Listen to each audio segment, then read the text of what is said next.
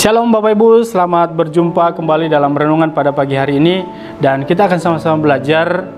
Dan saya berdoa biarlah renungan ini menjadi sebuah penuntun di dalam kehidupan kita. Mari kita sama-sama baca di dalam surat 1 Petrus pasal 3 ayat 18. Demikian firman Tuhan. Sebab juga Kristus telah mati sekali untuk segala dosa kita. Ia yang benar untuk orang-orang yang tidak benar, supaya ia membawa kita kepada Allah. Ia yang telah dibunuh dalam keadaannya sebagai manusia, tetapi yang telah dibangkitkan menurut roh.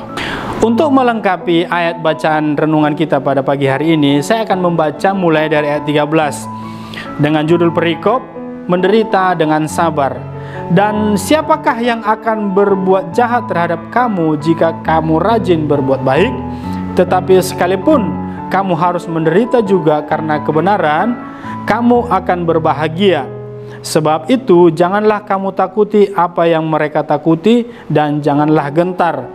Tetapi kuduskanlah Kristus di dalam hatimu sebagai Tuhan, dan siap sedialah pada segala waktu untuk memberi pertanggungan jawab kepada tiap-tiap orang yang meminta pertanggungan jawab dari kamu tentang pengharapan yang ada padamu, tetapi haruslah dengan lemah lembut dan hormat, dan dengan hati nurani yang murni, supaya mereka yang memfitnah kamu karena hidupmu yang saleh dalam Kristus menjadi malu karena fitnahan mereka itu.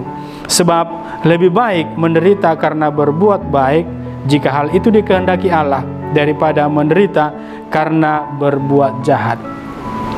Dunia ini menawarkan hal-hal yang menarik, tetapi dunia ini juga bisa membawa kita menjauh daripada Allah.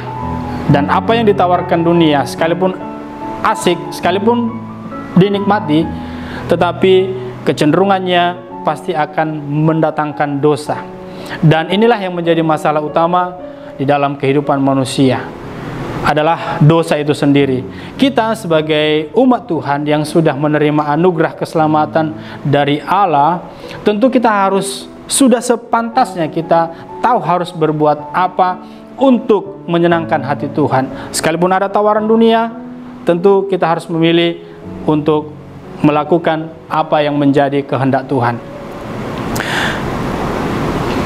Inilah yang menjadi bagian di dalam kehidupan kita sebagai anak-anak Tuhan yang sudah menerima anugerah. Kita harus berani untuk berkata tidak kepada segala dosa.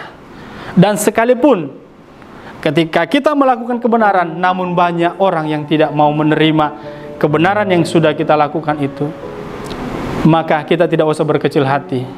Itu adalah tantangan bagi kita sebagai orang-orang yang melakukan kebenaran untuk mempermuliakan nama Tuhan. Jadi tidak usah takut, tetaplah kerjakan kebenaran yang Tuhan sudah berikan, yang Tuhan sudah ajarkan kepada kita. Karena ketika kita mengerjakannya, maka kita akan menerima upah dari Allah, sehingga keselamatan yang sudah Tuhan anugerahkan kepada kita tidak menjadi sia-sia.